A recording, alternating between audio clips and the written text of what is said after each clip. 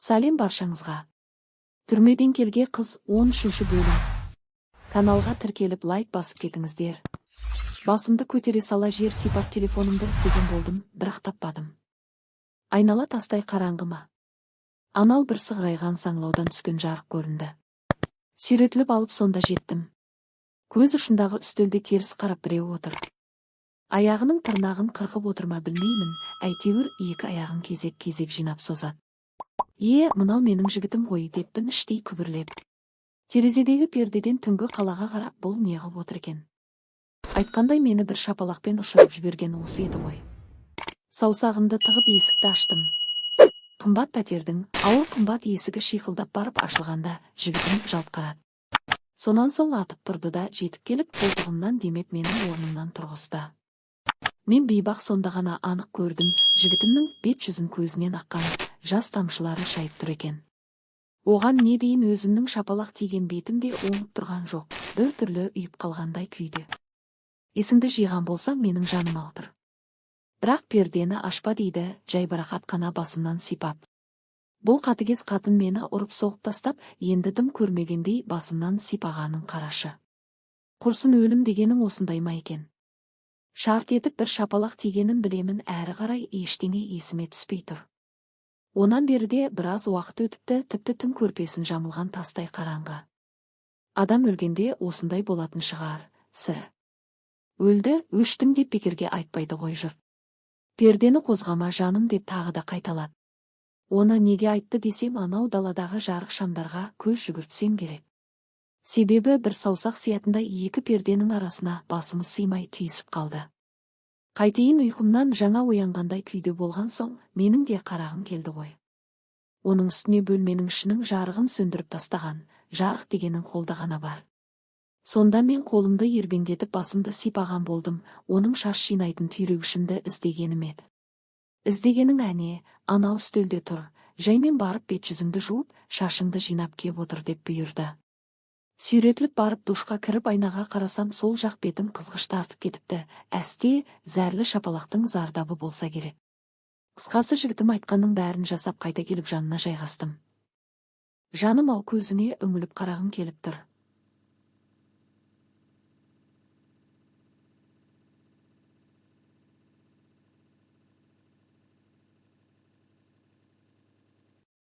Өзің ұрып өзің қарайсың ба деп бұртидым. Жә болды енді. Бір шапалақ деген таяқ па сонда, кубикте жатқанда таяқ жегендердің талайын көзіңмен көрдің ғой өзің дейді. Бұл бостандық, бұл түрме емес деп айтып салдым. Жарайды, не болса да өзіңнен болғанын ұмытпа. Мен саған тағы да айтамын, мына біздің жұмыста асығыстық пен ағаттық жасаған болмайды. Өйткені бізде тапсырма қателік жасағанды кешірмейді, мұндайда мүлт кетпей баспен ойлап ақылмен шешіп ісімізді бітіру керекпіз, сонда ғана менің де әкемнің де аман қалуға мүмкіндігі бар дейді. Бәсе, таяқ жесем әкем үшін жеген екенмін ғой мен бейбақ. Шабалаңдап шап бергенім есімде қалыпты.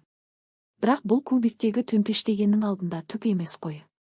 Ол жерде, Құдай сақтасын, қабырғаңды сөгіп қолыңа береді. Олар менің көз алдымнан кинодағыдай өтіп жатыр. Кенеттен ақылы есіңді жидың ба жаным деген құлағымның түбінен дыбыс шықты. Басымды көтеріп алара қарадым. Алдағы апта жоғарыдан комиссия келеді. Апта деймін ау, әрісі 15 күн. Осы 15 күннің ішінде басталатын былық басталап, бітетін былық бітеді. Сондай-ақ осы 15 күнде біраз адамның тағдыры шешіледі. Ең басты кейіпкер сенің әкең болмақ. Мүмкін сен білерсің, мүмкін білмесің, әкеңнің опырып жегенін дүйім жұрт білет. Енді соған жауап беретін кез келді. Бірақ әкең жалғыз жеген жоқ, жоғарыдағылармен бөлісіп жет. Әне сол бөліскендер осы күні арттарын жабу үшін жанталасып бағуда. Сен ғой байқамайтын шығарсың, алайда желдің қай беткейден соғып тұрғанын мен өзім сезіп отырмын.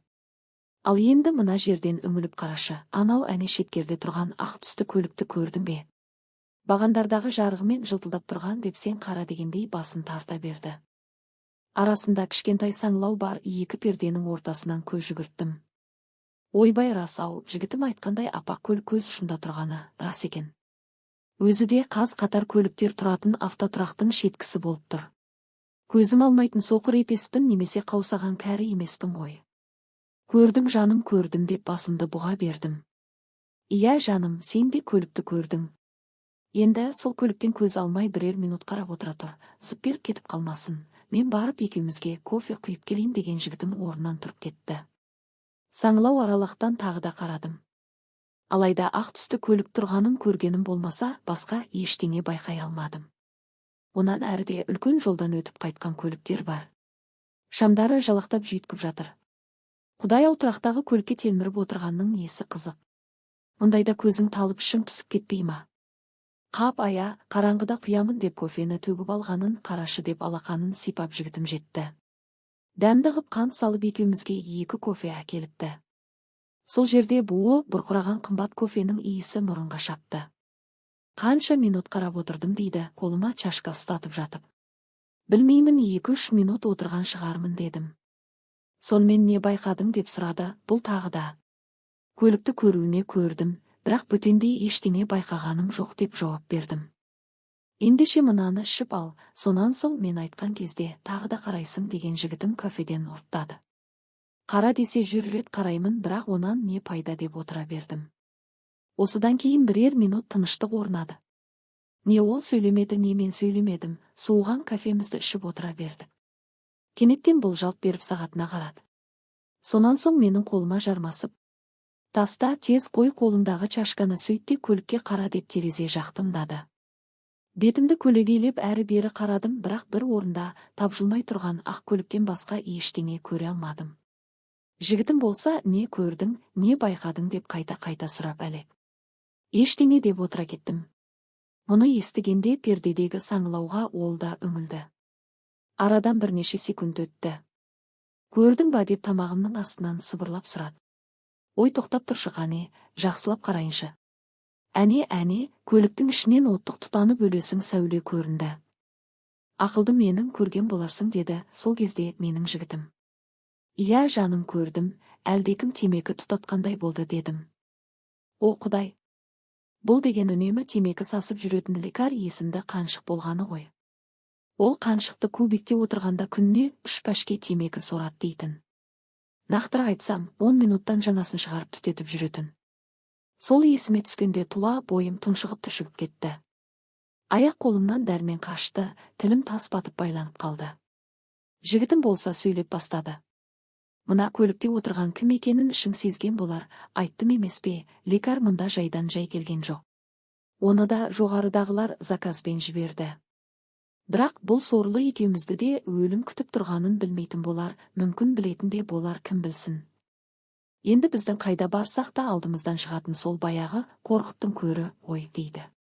Осы сөзді айтып соңынан іле шала бетеме үңілген жігітім шиедей ерніме жабысты. Мен бейбақ жауап беру түгі есімді жиып үлгермедім, астына басып езіп салды. Сойда менің айызым қанды ма білмеймін, әйтеуір сөзге келдім. Мына көліктегі тап сол лекар екенін қайдан білдің, айтшы деп сұрадым. Анау алған пәтерім сенің әкеңнің үйіне қарсы болатын. Онан көп өтпей 2-ші пәтерге көштім, мынау 3-ші пәтерім. Байқаған болсаң, мына пәтердің аулаға қарайтын 4 терезесі бар, ішіде даңғарадай 3 бөлме. Қайдан білдің дейсің ғой, мына көліктің соңыма түскенін сенің үй жағында тұрғанда байқағам. Онан бұл 2-ші пәтерімнің ауласында пайда болды. Енді қарасам, осы пәтерімнің көлік тұрағында тұр. Қалай ойлайсың, мұның бәрі жай ғана сәйкестік пе, сен айтшал дейді. Білмедім, бірақ бірі-біріне ұқсайтын ақ түсті көліктер көп қой қалада деп ойымды айттым. Жоқ жаным, сен қателестің осында. Тап қазір сағатқа қарап көрші, қанша болды? Түн жардан ауып барады. Мұндай уақытта басқа көліктердің иелері үйлерінде ұйықтап жатады, ал мынау болса көлікте жатады. Көрерсің, бұл ертеңде ешқайда кетпейді. Мына тұрған жерінде тапжылмай тұра береді. Мен өзім бүгін үлгермей қалдым, ертең нақты анықтаймын. Бұл көліктің ішіндегі кім болса да қарны ашқанда төмендегі дүкенге кіріп керек жарағын алып қайта отырады. Мұның қайта-қайта темекі шеккеніне қарағанда бұл лекар деген қатын. Ол сотталамын дегенше қарақшылық жасап бизнесмендерді бопсалайтын топтың мүшесі болған. Енді бұл сучканың әжетхана қысқанын күтуін керек дейді қалжыңшына аралас. Оның әу баста қарақшы болғанын мен де естігемін. Қазір лекар десе, медколледжде оқыған, сол үшін лекар дейтін. Мұның жасағандары тіпті де сұмдық. Бірде бұлар әлдебір бай бағланның үйін тонайды. Сөйтіп ақша тұрған сейфті аша бергенде үй иесі байқап қалып дабыл қағады. Білесіздер ғой, қарақшылар шабуыл жасағанда ұйықтап жатқан болып жата беру керексің. Сіздерге де айтарым, көрсеңіз де көрмегендей болып жата беріңіз. Ал бай балам салып қарсылық көрсетсеңіз, ізін жасыру үшін көргеннің бәрін қырып тастайды. Үндемей жатсаңыз ақшаңыз кетеді, өзіңіз 100% аман қаласыз. Енді не істеу керек? Үй иесі айқайға басып жатыр, мына лекарын барып атып салады. Сөйтіп қашуға ыңғайлана бергенде, оқ даусына оянған көрші бөлмеде жатқан келін шығады. Бұл да есі бар куәгер ғой, оны да атып салып терезеден секіреді. Сонан соң әрі қарай дүрбелең басталады, бүкіл ел шулайды, теледидар мен сайттар жарыса жазады. Лекарыңыз ұсталып 18 жылда арқалап кетіп отырады. Әбүйір болғанда отағасының жанында бас көтерген бәйбіше аман қалады, әйтпесе бұл қанішер оны да атқан дейді. Міне, бұл жауыздың өткен жолы осындай. Ондай адамнан қорықпай көріңіз. Сол есіме түскенде бүрісіп жатып жігітімнің құшағына тығыла бердім. Қою кофе қойсын ба, қаны тасып барады, қайта жабысып қайта басталды. Бұл сіздерге қандай білмеймін, біз үшін үйреншікті жағдай болған соң жан алып жан бересің. Тұла бойың балқып барып әрең басыласың. Алайда осы бүгін емес, өйткені аулада аңдып дұшпаның отыр. Жігітім ғой қалады, мен қалай кетемін? Бұл үйдің есігінен кіргеннің де шыққанның да маңдайы анау тұрған көлікке соғады. Сірә оның мені көрмей қалуы мүмкін ба? Осыны ойлап мазам кеткен соң көрпеде көңілінен шықпағанымды білдім. Ол да соны аңғарғандай. Расслабься жаным деп құлағыма сыбырлап әлек. Мынандай. Екі қаншердің ортасында қалсан қайдағы. Расслабуға білейін деймін. Бітті құрсын, әйтеуір бітті. Қыңсылаған итше барып сұлық түсіп шалқалап жата кетті. Қос анары көкке сәлем бергендей үрпиіп тұр. Бұл өзі жасы біразға барса да тығышықтай денелі жинақы қыз. Үнемі таза жүретін, таза тұратын, түрме ішіндегі жаттығу залына шықпайтын. Анау лекарың сияқты шөпті теппейді, шөп түгілі темекі шекпейді. Сол емес пе, мен бейбақты бір шапалақпен ұйықтатып тастағаны. Сонда бұл бір шамаға дейін ойланып жатты. Сонан соң менің үрейімді басқысы келді ме, кеудеме басын қойып әңгіменің төтесіне көшті. Ақшаны алғанша инсценировка жасағым келеді дейді. Мен мұнысын құптамағандай жауап бермей жата бердім. Ол болса тоқтамады. Одан әрі сөйлей берді. Құдай-ау не дейін, инсценировка деп алдып әкеліп, әкемді атып тастаса қайтемін. Өйткені оны жасау үшін әкем керек, қан сонардай көрсететін қою, қызыл краска керек. Сонан соң қанға бөккен 2-3 жастық пен аппақ көрпе керек. Нақтырақ айтқанда, марқұм Заманбектің оқиғасы қайталануы керек. Бірақ ол кісі сияқты менің әкем өлмеуі керек, өлсе де өтірік өлуі керек екен. Ал енді осыншама сөзді айтып болған жігітім, сен не айтасың дегендей басын көтеріп бетіме қарады. Олай болмайды деп кесіп айттым. Осылай айтатыныңды біліп едім деп қоя салды. Онан әрі халатын сүйріп душқа кетті. Осы кезде таң қылаң бере бастады. Екі аяғымды талтайтып тырдай жалаңаш менде жата бердім. Алайда душтан шыққан жігітім дүрлігіп берді. Өзінен өзі шкафты ашып жауып киім іздей бастады. Тапты-ау әне, тапты. Құрсын алба-жұлба қалың халат шығарып киіп жатыр. Әдемі келіншекке мынандай киім мен орамал жараспайды екен. Жарық түсті деп пердені ашушы болма жаным деп ескертіп, қолына қоқыс жәшігін ұстап кете барды. Жетіп барып әлгі саңылаудан сығалап қарап тұрдым. Қолында пакет, үлкен жолға қарай аяңдай берді. Көрдім мен, анық көрдім, тас төбесінен қарап тұрып көрмейше. Анау аппақ көліктің ішіне мойнын созып шолып өтті. Сонан соң қоқыс жәшігіне пакетін лақтырып, үйге қарай аяңдай берді. Онан соң есік ашылып үйге кіргенін аяқ дыбысынан естіп жаттым. Бұл бірақ жай кірмеді, жағына тимей сөйлеп кірді. Орныңнан тұр енді, сосын тездетіп киініп ал. Анау көліктегі соның тап өзі, малғын өліктей боп теңкиіп ұйықтап жатыр екен. Осы кезде шығып кет, хабар өзімнен болады дейді. Бұл деген мен үшін шанс еді. Қашпақ болсаң зымыра деп ұшып тұрып киіне бастадым.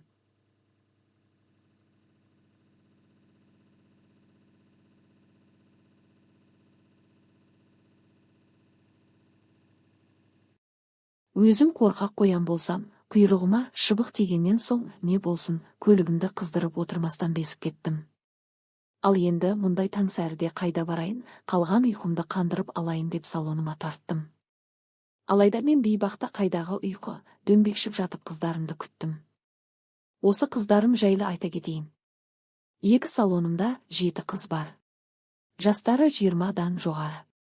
Анау лекар 2-3 рет келіп керім боп кеткен. Ақшасын бермей-ақ қойыңыз деп мен сорлы жалбақтап қыздарға өз қалтамнан төлеп жүрдім. Неге ақшасын алмайсың, қалтасынан ақшасын шығарды ғой, деп сұраған Алина деген қыз. Таныс тәтем болған соң ұялдым деп алдап қойғанмын. Тәтеңіз бір түрлі екен деп жауап берген сонда. Бірдеңе деді ма, деп сұраған болдым. Жоқ, бәрі жақсы деп айтпай қойған. Әрине оның менен бұл кім деп сұрайтындай орны бар еді. Өйткені анау жігітім қыздарыңа ескертіп қой, артық сөйлеп жүрмесін деген. Мен бұларға соны айтқамын, бүгін келіп тағы да сұрап отыр. Киім ауыстырып жүріп енді Мадинам сөйледі. Тәтеңіздің көзі өте сұсты, қорқынышты екен, қай районда тұрасың, тұрмыстасың ба деп 2-3 рет сұрады. Оны қайтесіз деп едім. Жай сұрағаным ғой, сұрауға болмай ма не деп дүңк ете қалды. Қорқып кеттім. Енді келсе мен ол апайды қабылдамаймын дейді. Міне осыдан-ақ сынасырға шауып бастады деп есептей беріңіз. Көбекте жатып қатынмен ұйыққанымды ол да біледі ғой, оны мына қыздарға айтса құрыдың дей бер. Құрсын, біз қандай келіншектің қолында жұмыс істеп жүрміз деп тым тырақай тұра қашатын шығар. Бұлар менің сотталғанымды білмейді, егер 3 жігітті сойған деп есітсе, бет-бетіне безіп кетеді. Сонда маған не қалды деңіз? Маған қалғаны олардың екеуінің де көздерін құрту, басқа жол жоқ. Сол күні мені сондай ойлар мазалап есеңгіреп жүргенімде кеш батты. Көлігімді қыздырып қайтқалы жатсам, артқы есігім өзінен өзі ашылып, әлдекім бас сұқты. Әдетте Мәлика деген мастер қыз шығар деп ойлап қалдым. Себебі ол қыз менің үй жағымда тұрады, нақтырақ айтсам бір қиылыс жетпей түсіп қалады.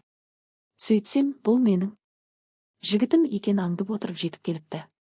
Сірә, ешкім көрмесін деп ұрын келсе керек. Маған басқа пәтер керек, тездет жаным деп бұйырды. Қай районнан болсын деп жылжи бердім. Салоныңа жақын болса тіпті жақсы дейді. Негізі мұны да маңайыма жолатқым жоқ. Оған үмітім бар десем амалым жоқ. Бұл менің әкеме араша түсетіндей көрінеді де тұрады. Мына қыздардың бәрін таниды ма ол деп сұрады жігітім.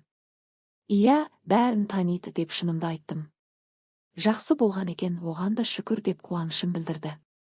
Қысқасы үлкен салонымнан бір аялдама жерден пәтер тауып, сонда жайғастырдым. Ішінде теледидары болсын деген бір екеуі бар екен. Сонда мен кеш түсіндім, анау лекардың біздің қыздарды танығаны шынымен де жақсы болды. Күнде күнара қыздардың бірін көлігіме отырғызып, бұрынғы пәтеріне апарамын. Қолына азық, түлік салынған пакет беріп, 7-ші пәтерге беріп кел деймін. Мұны да сол жігітім айтқан, соның жоспары. Айтқанымды екі етпейтін қыздарым кіріп шығып жүрді. Бір қызығы, сол 7-ші пәтерде 9 бала туған, жалғыз басты жесір ана тұрады екен, соған береміз. Көп балалы ана деп үкімет үй берген екен, оны да кейіннен есіттім. Сонда менің жігітім қайдан білген десеңізші? Көрші тұрып танысып алған шығар деп қоямын осы күні. Осылайша бәрін айтта бірін айт, біздің қыздар азық апарып беріп жүре берді. Менің жігітімді осы пәтерде деп ойлаған анау қаншық аңдып отыра берді. Қысқасы біздің жігіт лекарыңның аузын айғаратты. Бүгін біздің екі көзіміз теледидарда болсын деді, жалаңаш тәнімді аймалап жатқан жігітім. Анау бөлмедегі қосулы тұр ғой, соны өшіру керек, ет дедім мен де үздігіп. Жоқ жаным, өшіруге болмайды дейді ол маған. Неге болмайды, өшірмесе қиялым бөлініп ыңғайсыз болып жатырмын деппін айтарға сөз таппай. Әрі қарай жан мен тәннің қалауы дейін бе? Өліп өшкен арпалыс басталды. Әлде бірде таныса әуен ойнап, артынша бүгінгі жаңалықтар топтамасынан көретіндеріңіз деген жүргізуші қыз сайрап бастады. Сонда менің астымда жатып тумбада тұрған пультке қолын созған жігітім даусын көтеріп құлақ түрді. Бүгін біздің қаланың бәлендей ықшам ауданындағы түгеншесінші үйдің тұрағына қойылған көліктен орта жастардағы келіншектің мәйіті табылды. Оқиға орнынан репортажда арнайы тілшіміз хабарлайды дейді. Ұшып барып теледидарға үңілдім. Сол баяғы тұрақ, сол баяғы аппақ көлік, ішінде орта жастардағы әйелдің мәйіті. Оқиға орнында криминалды полиция жұмыс жасап жатыр. Жұмыр жүрегім зырқ ете қалды. Басым салбырап келіп, жігітімнің құшағына тығылдым. Сенен ба жаным деп көзіне қарадым. Ол саған маңызды ма деген жігітім бетімнен сүйді. Жоқ, маңызды емес деп төмен қарадым.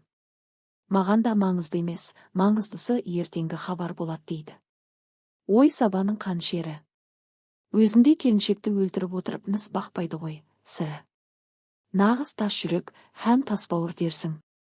Осымен кешкі топтама жаңалықтары бітті. Иманды бол, құрбым деген жігітім бетін сипап барып душқа кірді. Оңай емес, 11 жыл камералас болған құрбыңды жоғалту оңай емес. Кеше ғана үрпие қарап жек көрген лекарға бүгін жаным ашыды. Ашымай қайтсын, ол бейбақтың өріндей 3 қызы бар дейтін. Қарақшы топқа жастай қосылып, құшақтаған еркектен қоян сияқты туа берген дейтін. Тұңғышы қазір бой жеткен, модельдік агентствода жұмыс істейді, өте әдемі қыз дейтін. Негізі қосындыдан туғандар өте әдемі болады дейді, біз оларды метискалар дейміз. Бұл дегенің бір жағынан өте аянышты болса, екінші жағынан өте қорқынышты еді. Құрсын арада қанша уақыт өтті, жігітімнің душқа кіргені қашан еді, бұл неғып тына қалды деп селт еттім. Сонан соң ұрлана басып ваннаның есігінен тыңдадым. Тірі жанның белгісі білінбейді. Өзімнен өзім қалтырап дірілдеп тұтқаны басып көрдім, шиқ деп сес берген есік еңкейе берді. Сонда ғана басымды сұғып сығалап қарадым. Суға толған аппақ ваннаның ішінде шалқалап жатқан жігітімнің қимылсыз жатқан қос аяғы көргенде шыңғырып жібердім. Осымен бәрі бітті. Құрметті оқырмандар, каналға тіркеліп лайк басып кетіңіздер.